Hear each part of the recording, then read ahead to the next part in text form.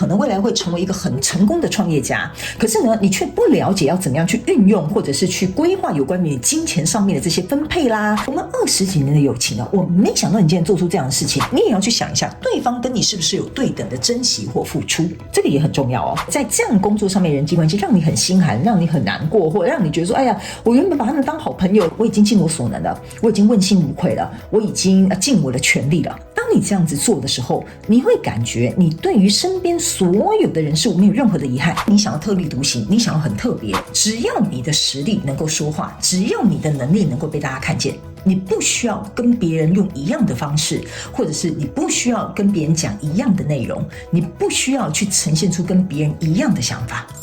Hello， 双鱼座的朋友们，大家好，我是 Jane。今天这个影片呢，是要给双鱼座的朋友们的正能量运势牌卡解读啊。那正能量运势牌卡解读呢，它没有任何时间上面的限制啊，所以呢，如果你不是在我们首播的时候看到这一则影片，请你以当下的季节为主，或者是呢前后推销3个月的时间，通通都可以，好吗 ？OK， 影片下方资讯栏有详细的影片使用说明。那我也相信什么时候看见就是最适合你的时间，所以也不用太拘泥这些时间上面的问题。OK， 好，那我们今天呢，在一开场的同时，也会跟大家说明有关于正能量运势牌卡解读的整体架构跟流程啊。首先呢，我们正能量运势牌卡解读会分为上下半场。那上半场的部分呢，也就是每个月份的能量场的一些现状跟概况。然后呢，接着我会来跟大家分享有关于在每个月份以及本季你要学习的实际课题。接下来我们就会进入到下半场的延伸牌卡解读。那下半场的延伸牌卡解读呢，首先我会先用宇宙验证牌卡来验证在每个月份在我们上半场的这些概况，我们来看一些症结点跟一些关键性的一些事件，然后看宇宙要怎么样来进行一个补充。接下来呢，我们也会在下半场的时候跟大家来进行一个分析，就是每个月你在工作上面的一些人际关系的建议啊，以及呢在每个月份以及本季度的过程当中呢，你身边的亲密关系宇宙跟天使有什么样的建议。接下来呢，我们还会来跟大家揭露有关于你在这个季度过程当中每个月份你跟自己关系的一些建议。 OK， 那最后我们会用大家最喜欢的传讯的方式，听看看天使跟宇宙有什么样的讯息，希望透过传讯者我来告诉双鱼座的朋友们，好吗？好，那解释完毕，我们就准备要来进入你这一次的正能量运势牌卡解读哈。首先呢，跟大家说明一下呢，等一下我在解牌的过程当中，我会讲第1个月份、第2个月份跟第3个月份，所以代表这一季的这个第1个月、第2个月跟第3个月，并不代表今年的1月跟2月还有3月哈。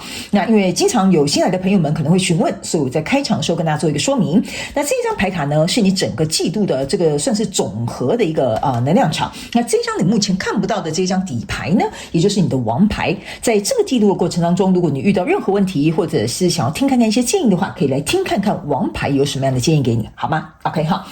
那接下来就请双鱼座的朋友们，请你给我一点时间，让我去感受你能量场上面的呈现跟细节哦。OK， 好，请稍后哦。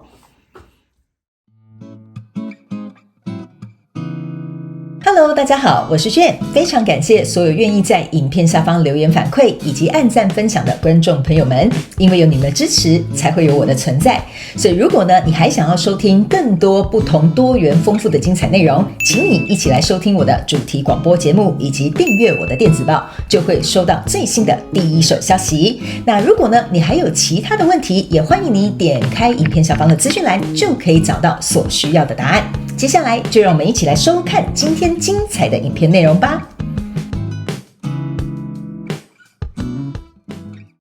OK， 行，我个人会认为双鱼座的朋友们，你在这个季度呢，有一个非常重要的这个课题要学习，就是说呢，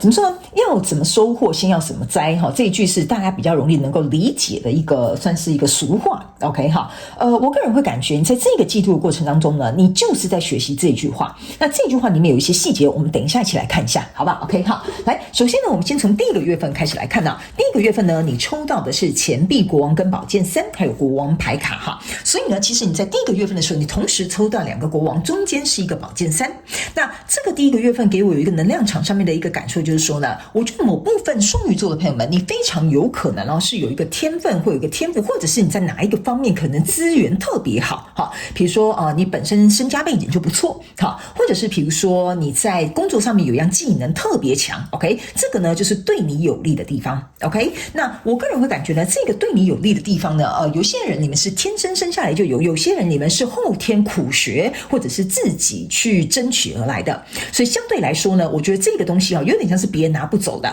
OK， 那比如说假设好了，你可能从小你就是比如说我举个简单的例子，大家比较容易懂哈。那你们要灵活运用放在你生活的状况当中，角色可以互换，好吗 ？OK， 比如说假设好了你的父母亲可能都是老师哈，所以你从小到大呢，就有点像是有一个家教哈，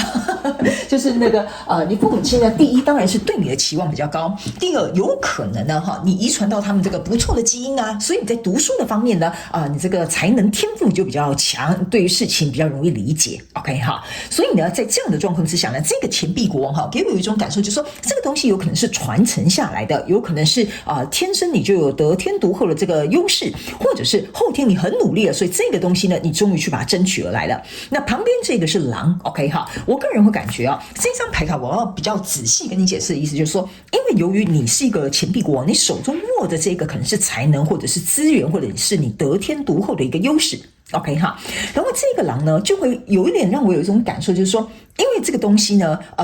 可能对你来讲是一个别人很容易看见，或别人会说双鱼座的朋友们，他在这个地方很擅长，他很厉害，或他在这个比如说圈子里面，他就是在特别有人气或特别有名望。OK 哈，或者是有一个会让别人一看就看到你亮点的地方。那这个东西呢，有点像说水可以载舟，也可以覆舟。所以这个东西呢，你看别人在讲你这个优点的时候你是笑得很灿烂的，但旁边这个狼会给我有一种感觉，就是说，如果呢这个东西你没有使好力量的话呢，比如说假设好了，我讲几个比较偏激一点的用词比如说你就变得很自以为是然后或者是自以为王然后或者是比如说就自负起来、自大起来了，然后甚至觉得说，对，我就是这么厉害的人 ，OK？ 但是这个东西呢，由于没有发作，它就像一匹野狼一样在你旁边所以这个非常考验双鱼座的朋友们，在这个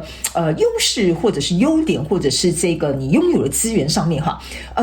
你的这一匹野狼的这个性格会不会跑出来？我觉得这个是你在这一季的开端的第一个月已经稍微有点埋下一点点伏笔了 ，OK 哈。好，那接下来呢，在这里有2张牌卡，分别是国王牌卡跟宝剑3。这个国王牌卡你可以注意看，他是坐在这个椅子上，跟这个钱币国王是一模一样的姿势 ，OK 哈。然后呢，这个国王他手上拿的不是刚刚你有的那个优势，他拿的是一个旗子，就有点像西洋旗 ，OK？ 那我个人会感觉呢，这张牌卡有一点像是说，如果假设这2个人都是你嘛，对不对？如果假设今天你把这个得天独厚或你的优势下棋子就是说放在一个对的位置，或者是去规划一个对你有利的，比如说计划好了或方向好了其实呢，你这个东西呢是可以有点像说很顺势而为的，让你的在这个领域或这个方面或这个强项能够为你加分的地方呢，它其实是可以走得很顺畅的 ，OK？ 因为你注意看这个国王的这个地板上，它就是一个西洋旗的格子 ，OK 好。然后呢，在这边呢是有一个宝剑3 ，OK？ 那这个宝剑3是这个心它裂开了可是呢有被缝补过的痕迹。OK， 所以呢，我个人会感觉为什么我会说第一个月有点像是埋下一个伏笔，就是说这边好像有一个未爆弹 ，OK 哈，就是说呢，我觉得某部分双鱼座的朋友们这边有几个情况，我尽可能都带到那你就看你自己是哪一个类别的这个双鱼座朋友们好吗 ？OK， 因为我尽可能希望去帮助到所有来看这个影片的双鱼座的朋友们。这一张牌卡能量里面有掺杂几个状况第一就是说。有一些人，比如说你有这些优势可是这个东西是你没有办法去自由分配的。比如说假设好了，你家世背景很好，可是呢，你还没有，比如说你是富二代好了，我们就这样讲可是呢，真正有钱还掌权的是你的爸爸或你的母亲就是说还是上一代的人。所以即使你有这样的光环，即使你有这样子的资源，即使你有这样子的背景，但其实你是没有办法控制，没有办法支配，甚至可能被支配。OK， 那这个你们可以灵活套用在你的状况当中 ，OK 哈。那另外一派的双鱼座的朋友们就是说呢，在这样子你拥有这么好的这个资源你想要去分配的这个过程当中我个人会感觉呢，某部分人之所以为什么会有这个宝剑3呢，有一点像说。我刚刚有讲了，这个东西是可以载舟也可以覆舟 ，OK？ 所以有一些人在分辨这些资源或者是优势的时候我觉得你们会遇到一些挑战你们的状况。好不好？例如说，假设你是在公司里面，你是那个老板眼前的红人 ，OK 哈，这个就是你的资源啊，你的优势。但是呢，也正是因为如此，其他的同事可能会排挤你，找你麻烦啊，打你小报告，想办法想要把你从那个王位上拽下来。这个就是我讲的，这个东西可以载舟，也可以覆舟，所以你可能会经历这样不舒服的状况。那还有另外一派的这个双鱼座的朋友们哈，我个人会感觉这应该是极小众的双鱼 ，OK？ 我会觉得呢。如果你是来看感情的话，这个讯息比较特别一点点哈，就是说你同时有2个人选 ，OK， 一个是有权，一个是有钱 ，OK 哈，他们2个完全不同，所以你会变得是有点难以去做一个选择，这是第3派的这个双鱼座的朋友们 ，OK， 那如果你是看这样子类别的双鱼座的朋友们，我后面所讲的讯息你就要灵活套用在你看的不同的状况里面咯 ，OK， 那还有一派的双鱼座的朋友们呢，我个人会有一种感觉，就是说呢。你这个优势跟才能哈，它在长期的规划跟安排之下哈，它没有办法以你想要的预设的时间达到你想要的理想结果。OK， 这边呢，我稍微举一个例给你听，你可能会比较容易理解。就比如说，假设好了，你现在有一笔资金 ，OK， 这个就是你的优势，或者是你很擅长投资，这就是你的长才 ，OK。可是呢，你可能投资在一个项目当中 ，OK， 那这个项目呢，可能本来预期3个月之内就要回本回收，甚至有所回报，哈，有这些报酬回来，但是有可能目前按照你去做了这件事情呢，它并没有如同你所预期的回报或者是报酬回来 ，OK， 所以你可能会去思考一件事情，就是说我是不是错用了我的优势，或者是我是不是在这个地方还没有想象中的那么好，所以我在下这一盘棋的时候呢，可能那怎么讲？一步错，然后步步可能就错了 ，OK， 所以这个也有可能在第1个月就会出现，好不好哈？所以呢，这边我就都可能尽量去提到，那请你们去灵活运用。那接下来我们来看第2个月 ，OK 哈？来到这个季度的第2个月呢，这边有一个 Justice 跟一个爱人牌卡哈，以及这个Hierophant，OK。我个人会感觉呢，在这里第1个月哈，我刚刚有讲为什么会埋下一个伏笔哈，就是说这边某部分的这个双鱼座的朋友们，你会在这一季学到一个很重要的重点，就是说呢，你想怎么做，你想得到什么东西，在事先哈，你其实是要付出相对应的，比如说对等的行动，或者是学习，或者是比如说去研究。OK， 好，那在这里呢，我觉得你的那个优势，或者是你的那个强项。某部分来说，我觉得你之所以可能在第1个月埋到伏笔，来到第2个月可能会有这样的状况哈，就是说，我要怎么讲啊？我不能说你不珍惜，我也不能说你太大意，或者是比如说你太觉得说，哎，就是按照我的经验就是这样做就好了 ，OK？ 但是我会说你有一点疏忽。OK， 好，这边如果有任何的一些状况出现，我会说是你有点疏忽，或者是你没有太看重，你没有太珍惜，或者是我觉得这太大意了。OK， 所以导致于这边可能有一个事件会发生，让你会觉得有点不太舒服。但是来到第2个月份的时候呢，我个人会感觉你开始意识到原来你这个优势、优点或这个选择权或这个才能，或者是这个地位。OK， 的确，就像我讲的，可以载舟，也可以覆舟。所以来到这里的时候，你意识到一件事情了，就是说，如果我想要享有这样的权利，享有这样的地位，享有这样的 power， 享有这样子的优势 ，OK， 对等上面来说，这张牌卡的公平与正义，我应该要能够理性果断，甚至是去思考衡量，我到底要怎么样去用我的才能、资源或者是地位、身份去做到一件事情，是对这整个状况当中的所有人都是有得利的。OK， 好，我为什么会说这件事情？就是说，我觉得老天爷可能会让双鱼座的朋友们在这个季度过程当中先失去，再重新获得。OK 哈，所以这一句话应该是蛮重要的哦，就是可能在这一季当中会让你先失去这个东西，就是你本来很强大的，或者是我刚刚讲的这些东西哈，就是才能啦、资源啦等等之类，你可能必须得先失去之后，你才知道它的重要性。所以当这个不舒服的状况产生之后呢，来到这个 justice， 你开始意识到说，原来我不可以浪费，原来我要珍惜，原来我要去考量在里面其中牵涉的所有人的利益。OK， 所以来到这里呢，这是一个恋人人牌卡跟一个 Hierophant， 我觉得在第二个月是一个转折点。OK 哈，第二个月的转折点就是代表说，你看这两个恋人哈，你眼中我有我眼中有你。这个 Hierophant 象征的就是学习进阶，或者是我们来到一个承诺的这个状态。OK， 所以这两张牌卡呢，我觉得会让双鱼座的朋友们在第二个月份的时候啊，会开始去审思，就是说，哦，原来我有这么大的地位，或者是我有这么大的能力，我不应该把它拿来是属于不好的利用，或者是借题发挥哈，或者是做一些不应该做的事情。我开始意识到这件事情，老天爷会赏赐给我这个东西，是为了让我去做可能对我自己有帮助，或者是对于所有人都有帮助的一些决定啦，或者是比如说一些状况上面的协助。 OK 哈，我只是讲的比较能够概括双鱼座的朋友们的一些心理的想法。 OK，所以呢，我觉得你意识到一件事情，就是说这件事情的发生让你有所学习。你可能先被拿走，后来你发现拿走之后，你开始感觉到这个东西不对劲，原来这个东西很重要，原来这个东西好像不应该视为理所当然。所以呢，接着我们要走到第3个月份了。你在第2个月份有这个领悟之后呢，在这里有一个钱币五，这边有一个圣杯女王，这边有一个宝剑侍者。我个人会感觉呢，你开始意识到说，原来我有这个资源，有这个长才，有这个能力，有这个身份，有这个地位。 OK 哈，其实呢，你注意看哦，在这个第3个月跟第1个月这边个别是一个钱币国王跟钱币五，象征加起来叫做钱币6，就是说我呢一定要有德才能配这个位。好 OK 哈，你们有听到有一句话叫做那个如果他没有这个德啊，就是说德不配位，你就会被降下来。而且呢，这个德不配位哈是有一点你的能量场给我有一种意味，就是说我这样讲哈，大家不要觉得太可怕，好不好哈？我也不是要吓你，有一点像说，当你德不配位的时候，老天爷自己会给你这个审判。这个审判是要告诉你，你要能够有警觉，为什么老天爷会这样审判你。OK， 所以给你一个从头来过或重新思考跟反思的机会，你才会珍惜你所拥有的这个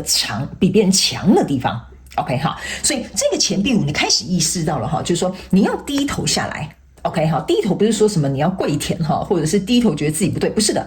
你要能够臣服下来，知道说原来哈，这个东西不叫理所当然，我应该要能够去思考，我要怎么样利用这个东西，去让这个东西发挥更大的注意。所以你要去想一下，你现在对应的是什么东西？比如说你一直以来都很幸运。OK， 但是你把幸运当理所当然，你觉得一定会这样啦，都很顺利啦，所以你也不做什么任何事情的规划或研究，或者是觉得说我就凭我的运气这样就好了，结果后面这边摔了一跤。OK， 所以老天爷可能就收回你的好运，要让你去意识到一件事情，你要如何去珍惜跟运用这个好运，好不好哈？这边我就稍微简单举例。所以呢，你在这里有一个圣杯女王跟一个宝剑侍者，你开始低下头来，这圣杯女王双手是这样子的，象征的意思就是说我臣服了。OK， 我臣服了。OK， 我已经感受到这一季这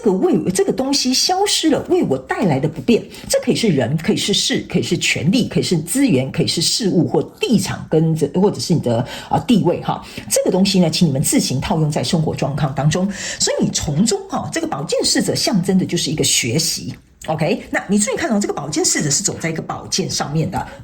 所以我才会跟你讲，你开始意识到了这个公平正义的这一支宝剑，就是说，你如果要得到这个东西，你一定要有这个德性，你才可以配这个皇位。OK 哈，所以呢，我觉得你透过这一件事情之后，你慢慢从这一边走到这一边哈，就从左边这个悬崖走到右边这个悬崖，象征的就是你学习到了这个课题。这也是为什么这个 Hierophant 会坐在第2个月的原因。所以整个季度下来呢，你注意看你的牌卡叫做钱币1，你要如何去珍惜跟拥有你手上拥有的这个资源，就像一开始这个钱币国王所说的。OK， 你既然有这个东西，这个狼性你要怎么样去控制？你应该要能够让这个钱币让它去向下生根，或者是向上发芽哈。这个呢才会让我们的双鱼座朋友们在整个季度透过这个课题学习之后，你才会开始能够把这个东西发展到一个极致。OK， 所以呢，这边我也必须要跟双鱼座的朋友们讲哈，你这边如果有被打下来的话哈，你不要太担心。为什么呢？原因是因为这个钱币我刚刚讲是你整个季度的主体能量场，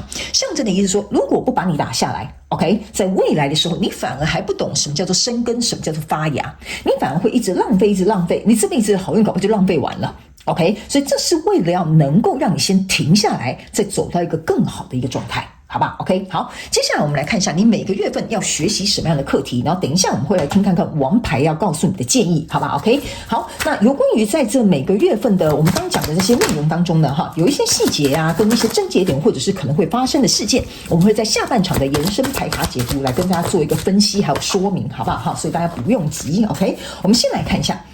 你在每个月份要学什么东西哈？来，首先呢，我们在第一个月份，我们先看一下哈，这边不知道有没有对焦哈，因为这字比较小 ，OK 哈。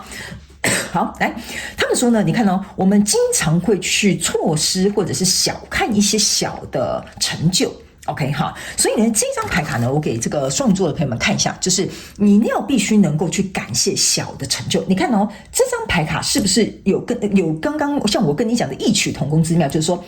你会觉得说，哎呀，你看别人考试啊，别人都要出10分力，我天生就聪明，我爸妈都是医学院毕业的，我爸妈都是老师 ，OK， 我随便用个3分力就可以拼过你们了，所以你就忘记要努力了。这个就是我刚刚要表达的意思，就是说你应该要去感激这些小小的这些成就。OK 哈，比如说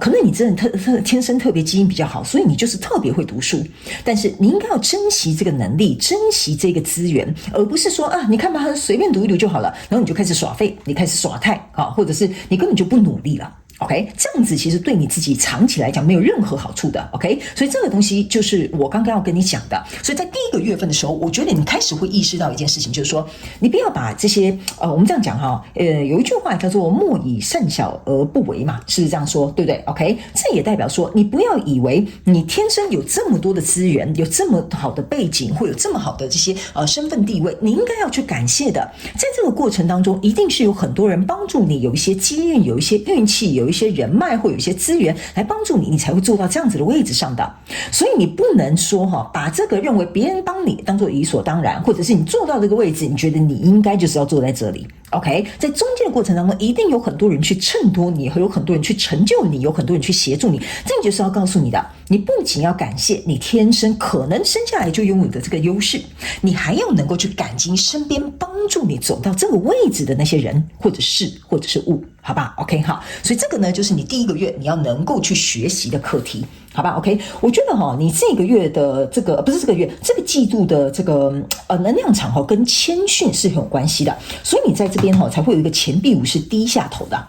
OK， 因为在这里你可以注意看到，你是抬头呐喊的。抬头呐喊有点像说我问苍天或者是我觉得说为什么要把我搞成这样子 OK， 其实双鱼座的朋友们，你可以仔细去想一下，为什么你现在的状况会这样，里面一定有一个来帮助你的东西，这个就要靠你自己能够去想通跟去学习好，来，接下来我们来看第二个月你能够有什么能够去学习的地方，好不好 OK 好，来 Be kind to natural OK 好，这张牌就是请你对环境友善或对大自然友善那新来的朋友，我先跟你说明一下，我不是一个会按照完整牌意去解释的人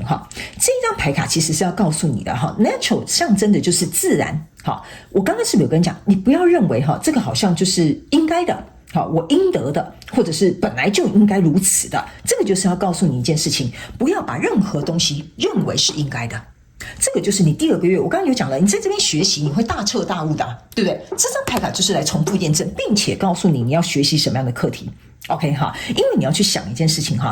如果说假设什么事情都是理所当然的话呢，那我们要讲这个人他可能就没有感激之心，或者是感恩之情。OK， 那相对久了他心里的这个欲望会压过他对于这个生命的一个渴望这句话蛮有趣的他们叫我这样形容，就是说你身体或者是你的感受里面这种强烈的欲望会压过你对于生命的渴望。那我们对于生命上面的渴望跟追求有很多不同含义的，所以我觉得这一匹狼之所以为什么要坐在你的旁边就有点像是说他是为了看似好像是灾难，但其实是在守护你手上拿的这个钱币所以呢，不要把一切视为理所当然，你应该要认为这个是第一我觉得你努力得来了，或天生你刚好就是真的积了很多福报，或者是功德，好不好然后还有你身边的人如果没有协助你的话，你可能不会达到这样子的成就。所以他们说你一定要对身边的这些东西，还有你得来的东西去带着你的爱，或带着你的善意，或带着你的感激，这个是你在第二个月份会学习到的课题，好吧 OK 好，来，接下来我们来看第三个月份 OK 第三个月份你可以学习什么呢 OK 我们来看一下第三个月份呢，你可以呢有一个 computer free day 这个呢意思就是说就是请你离开这个远离对不起，远离3C 产品啦。OK 哈，这张牌卡呢，其实它的整体能量场是要告诉双鱼座的朋友们，你呢去离开你我刚刚是不是有讲哈，你这个东西是被给予然后又收走，你才会知道说原来这个东西这么重要。那这个 computer free day 呢，有一点像是说哈，请你离开你原本的环境，就是说不要一直像我们现在嘛，每天3C 的手机啊、电脑，我们每天都很依赖它，离开它的时候，你才会知道它的重要性啊！没有电脑，我觉得做很多事很麻烦；没有手机，我感觉到很焦虑，不能随时随地查东西，或者是看地图，或跟我的朋友传简讯。这个就有点像是这样，让你有一个离开原本环境的这一天，你才会知道这些东西对你来讲有多么的重要。OK， 所以我才会说，在第3个月份的时候，你会开始臣服，你会开始学习，你会开始能够去珍惜，并且理解说，原来如果没有这些东西，好，来这边他们叫我补充一个讯息哈，这个钱币五，你看你为什么会低头在这里，就有点像说，原来呀，没有这个东西，比如说这个优势、这个地位、这个身份、这个资源或这样子的状态的话，或这些状况，或没有这些人帮我的时候，原来我自己一个人什么都使不上力，我什么都不是。OK 哈，我讲什么都不是是比较夸张啦哈，但是我的意思说，你就会突然发现自己失去了一股力量，或失去了一个能够帮助你的什么东西。OK， 所以这张牌卡就是要让你意识到这件事情。你注意看哦，这张牌卡是5+1等于6号牌，也就是这个5+1的6号牌。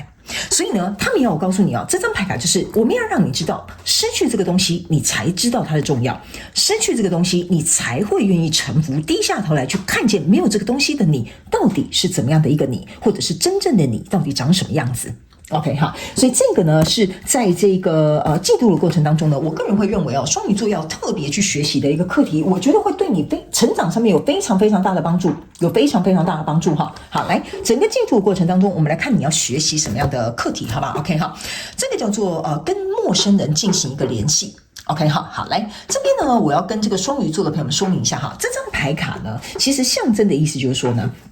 我觉得它有几个含义。第一个，为什么要跟这个陌生人去有这个联系呢？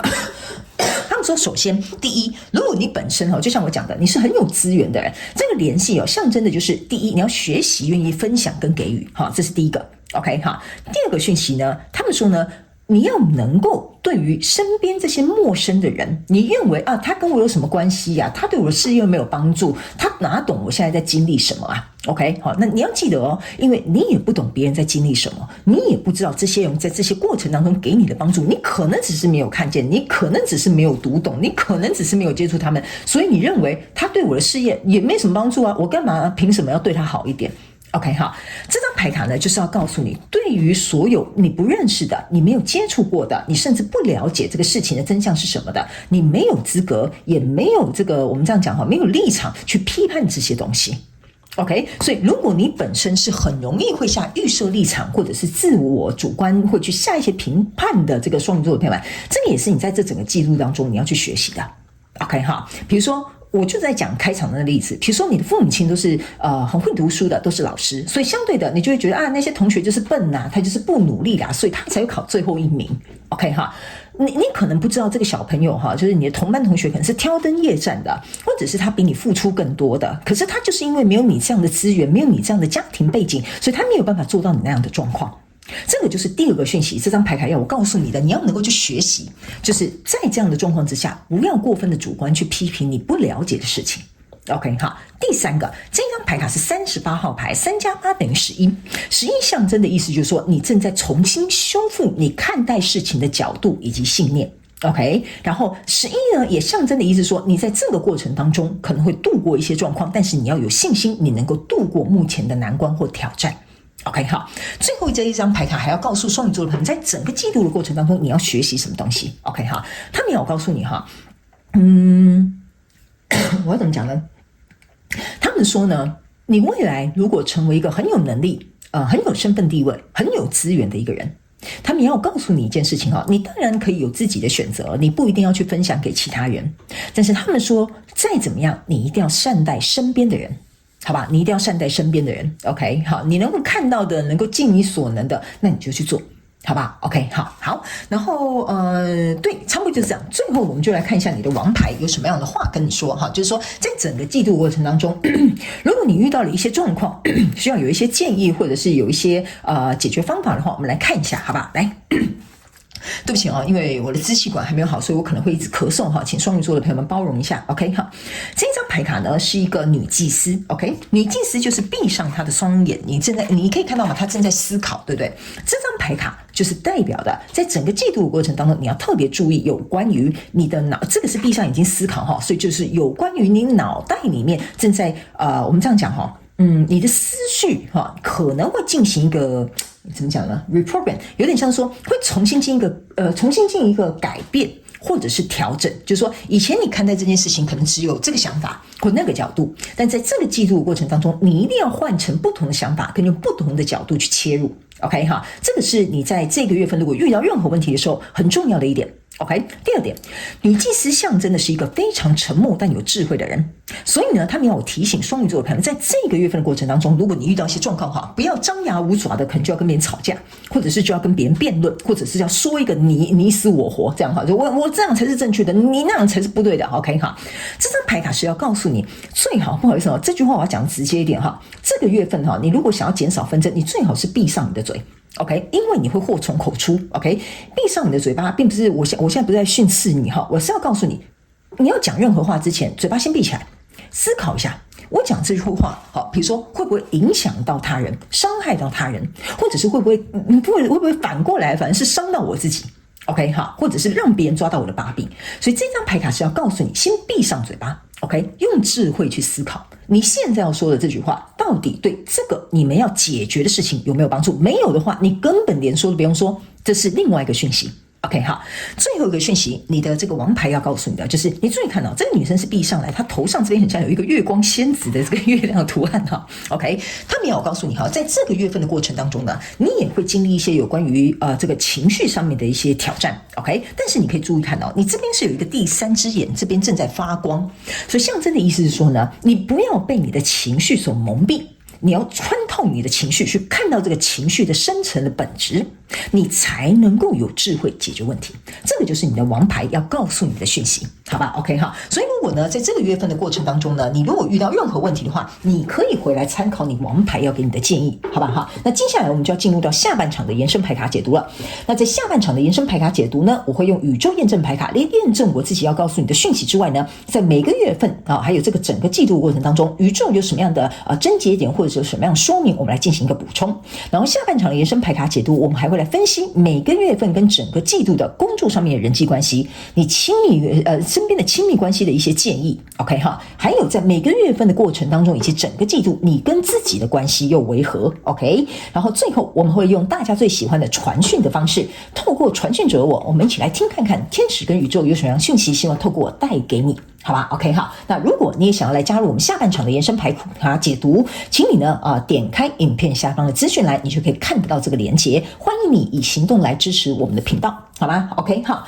那以上呢上半场的这个本季的能量运势牌卡解读，希望可以帮助到双鱼座的朋友们，也非常感谢你来收看我的影片，也希望你会喜欢。那我们就下半场延伸牌卡解读见喽，拜拜。